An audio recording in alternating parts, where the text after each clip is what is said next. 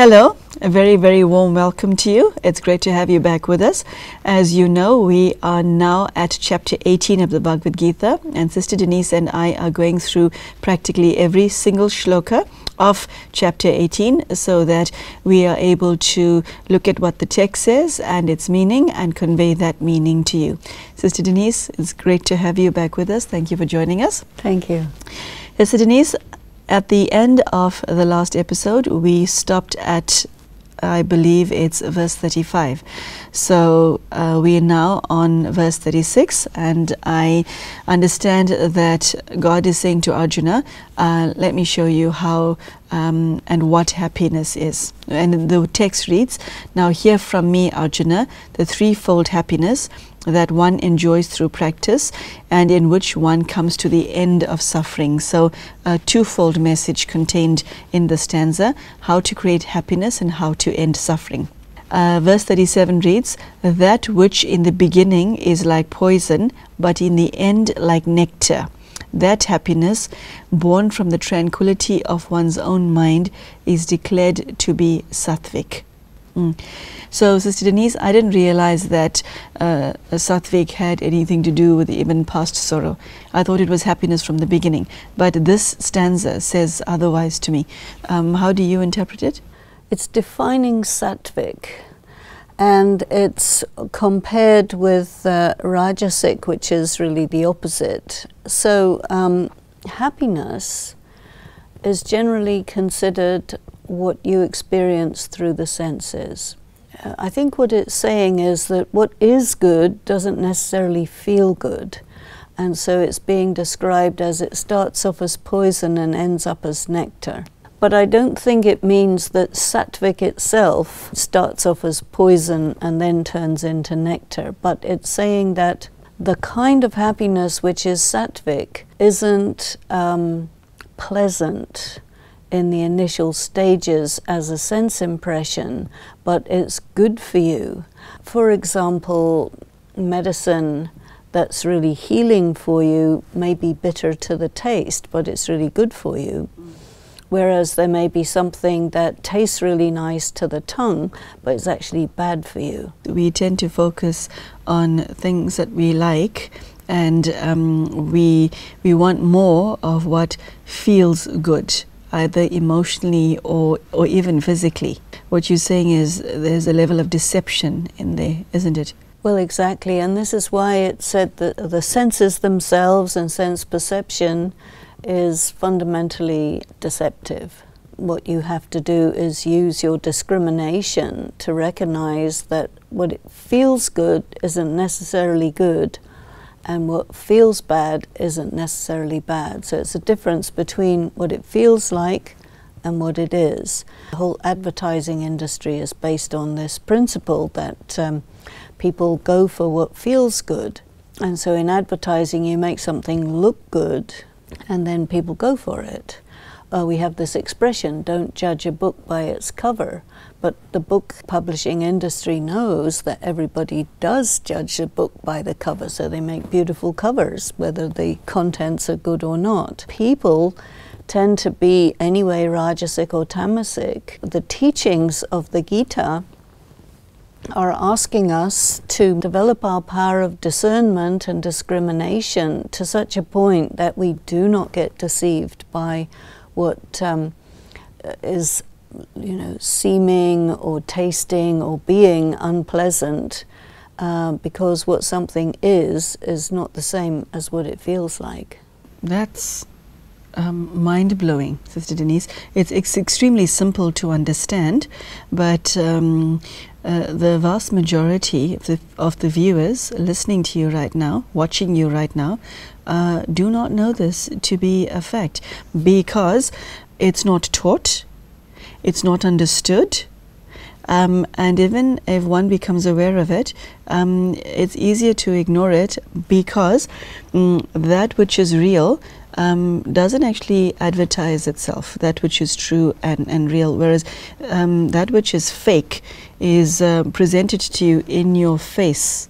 Well, because of us being so caught up mentally with the sense organs and the objects of sense perception, which is where the Gita began. Here we are at the end, still with the same problem, but of course we've got very fine detail about the three different kinds of happiness. So I think it's very, very good education for us. I want to now move on to the next shloka, which reads, "That which in the beginning through contact between the senses and their objects is like nectar, and in the end like poison, that happiness is declared to be Rajasic." What is of interest here to me, Sister Denise, is that it is understood that there's still happiness to be gained, irrespective of the presence of poison. So even that which is poisonous in reality can still make somebody happy. That is a contradiction, a total contradiction. It presents itself as a contradiction, but it's so weird to think that that which is poison can make you happy. Well, let's take a look at some examples of poisonous things that make you happy. Take heroin, for example.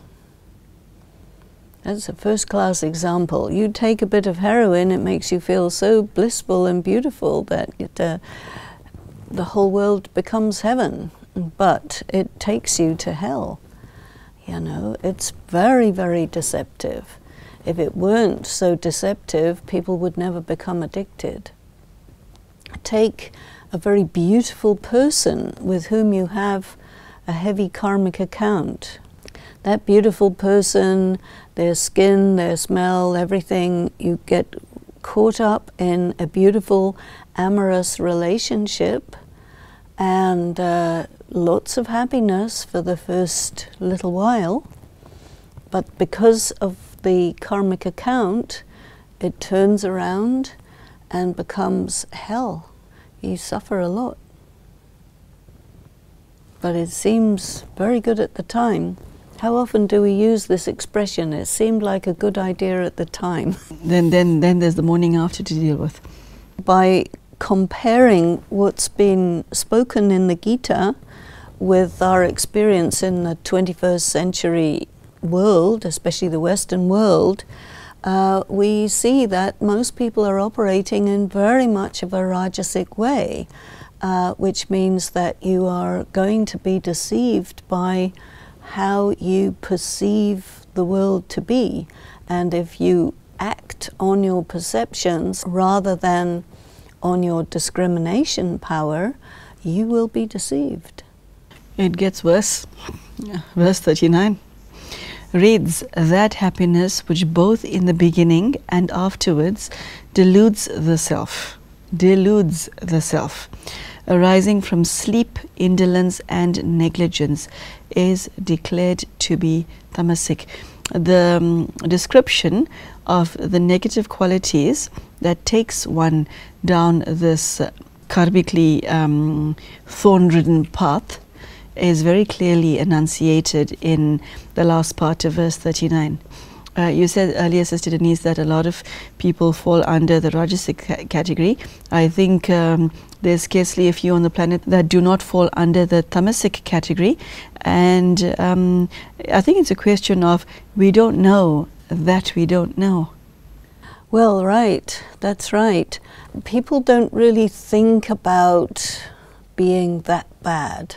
If something is bad, you look for justifications and different ways of putting it, or you say, well, it really isn't that bad, or something like this.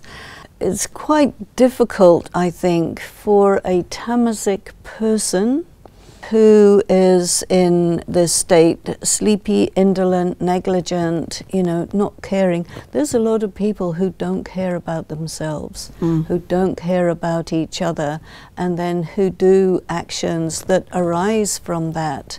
And they live a very meaningless and often quite unpleasant life. So we can maybe hardly call it happiness, but it is the third kind of happiness.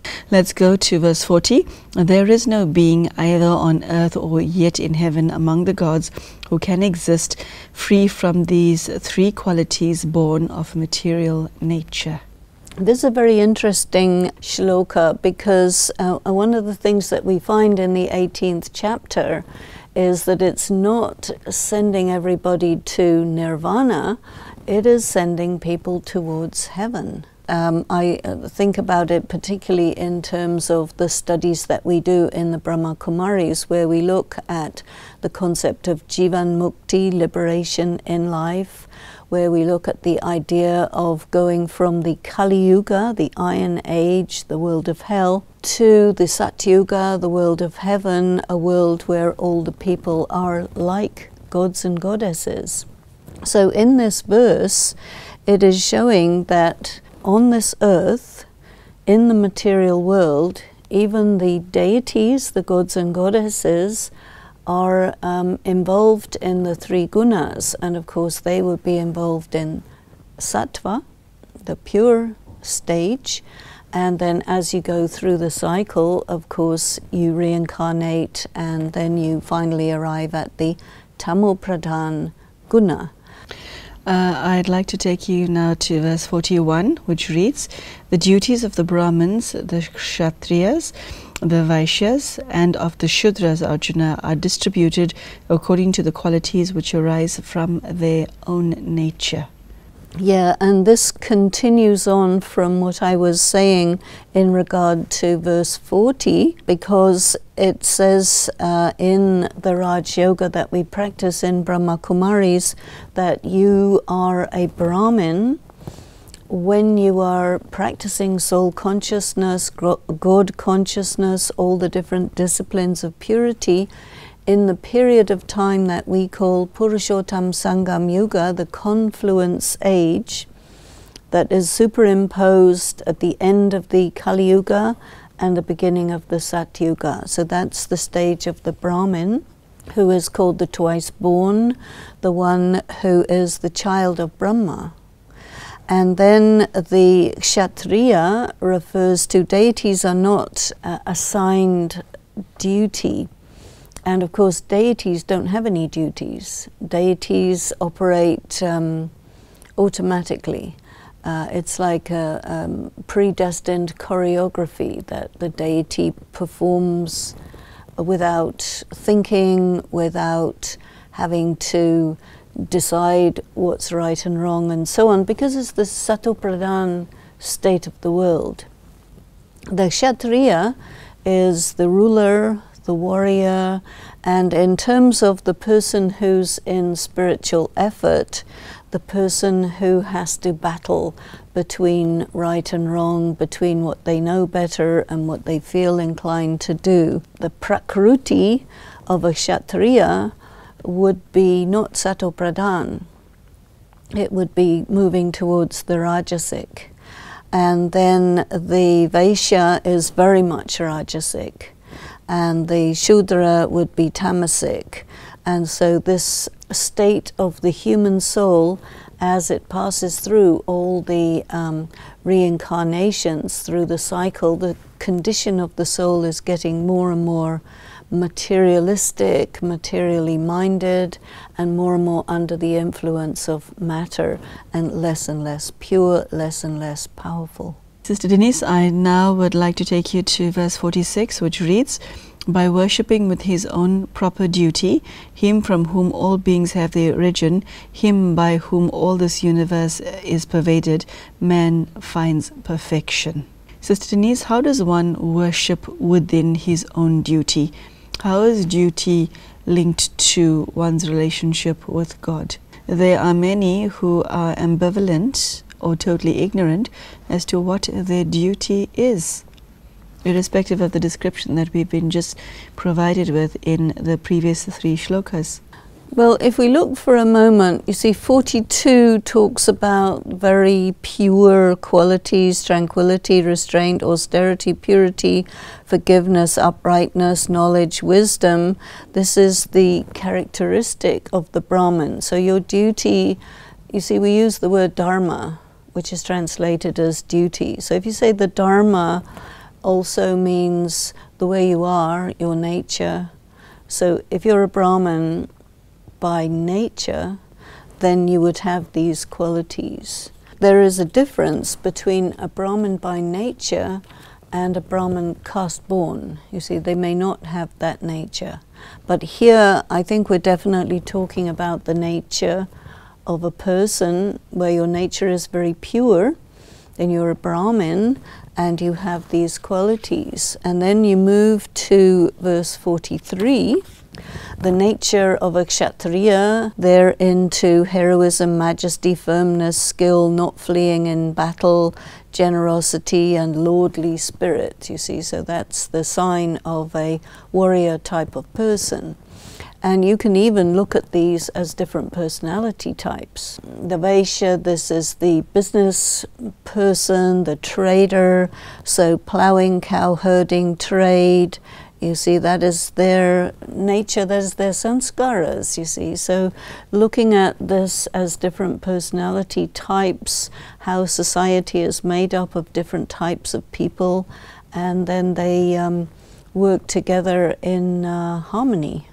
If you stick with what you are and who you are, you're doing as you should. So Denise, as I hear you discuss these shlokas, specifically the duty and the personality profiling that is contained from 42, 43, 44, etc.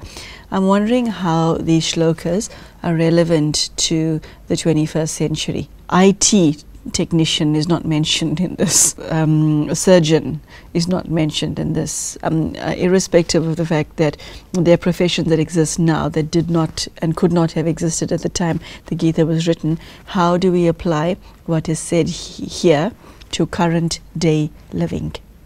I think, in a sense, all the professions would come under Vaishya, which is the business people. Because if you're in any of the professions, you are trying to make more money than you would if you would be, say, a blue-collar worker. You're a white-collar worker. And you can get quite wealthy, but it's all about business.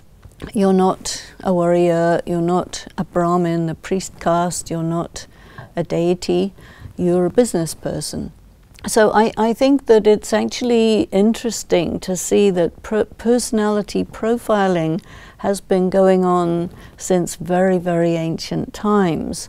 And in the 21st century, you have this personality profiling, and then you also have the idea that everybody's equal. But of course, equal theoretically, but in practically, it's we're all very, very different. We do fall in different categories. And I think the Gita, plus the aim of many people, they want to find themselves. Who am I? What am I? If you look at 46, where it talks about worshipping with his own proper duty, this makes us think of the concept that work is worship. You know, there are people who subscribe to that idea. Sister Denise, could you take us through your understanding then of verse 46? Well, I think in verse 46 we're going back to the Vedic concepts of the omnipresence of God and the idea that God split himself up in two fragments, and some of them are one category, some of them are another category, and if you are operating according to your category, that makes the whole thing perfect. And that is a Vedic idea. I'd like to ask you to take us through verse 47, because as one reads it at face value, it's not very easy to understand, because the first question that one has to answer is what is one's duty, and if you cannot answer that, then you can't actually answer 47. Better one's own duty, though imperfect, than the duty of another well performed. Performing the duty prescribed by one's own nature, one does not incur evil. What if one wants to improve one's lot in life and go higher, climb up the corporate ladder and do a better duty than what yours is? How does evil fit into this picture? And Sister Denise, these verses, do they refer to someone's profession, or is it a vocation, a calling, like to take on the cloth? or is it relates to the service one does to humanity? What is the shlokas talking about? Again, we're going back to the Vedic traditions, and the idea is that whatever caste you're born into, it is incorrect to even think about shifting to another caste. And this is why it's also a belief that you should marry within your own caste. And so I think that the people who were creating the social systems in the ancient times, they wanted everything to be stable. So let the warriors carry on being warriors, let the Brahmins be Brahmins, let the traders be traders, so that the order of society remains in this very fixed 4 categories or 4 levels, and that anybody who tries to shift up or down, of course people want to go up, they're going to destabilize the system. And what you also have is signs of the end of the cycle, or signs of the end of the Kali Yuga, is people moving out of their prescribed caste. And one of the things that you find in India at the moment is there are people from India scattered all over the world. There's an enormous amount of intermarriage with different races, different cultures, within the different castes in India. So the whole system that was set up maybe a couple of thousand years ago is completely fallen apart, or getting that way. And so these are known as signs of the end of the world. So I think that this was always known, and so to have a shloka like this saying you will not incur evil if you stay where you are, because there is this belief that if you try shifting, it means that that's a bad sign, it's inauspicious, it's a sign of things falling apart.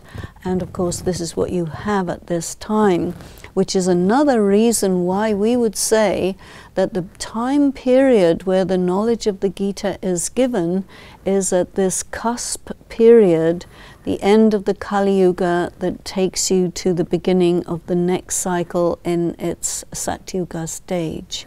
So this is very interesting in that respect.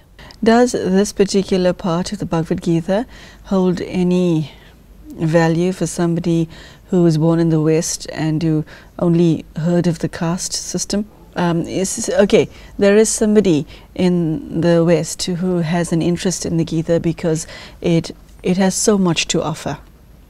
Okay, but this caste aspect, the caste duty and caste aspect, has only any relevance for you if you have this type of mindset. Caste is unknown. If you take birth outside India, if you took birth into any of the other religions, that has nothing to do with Hinduism whatsoever. If you have no experience of Indian culture, then how do you apply this, and how does it make sense to you? It doesn't.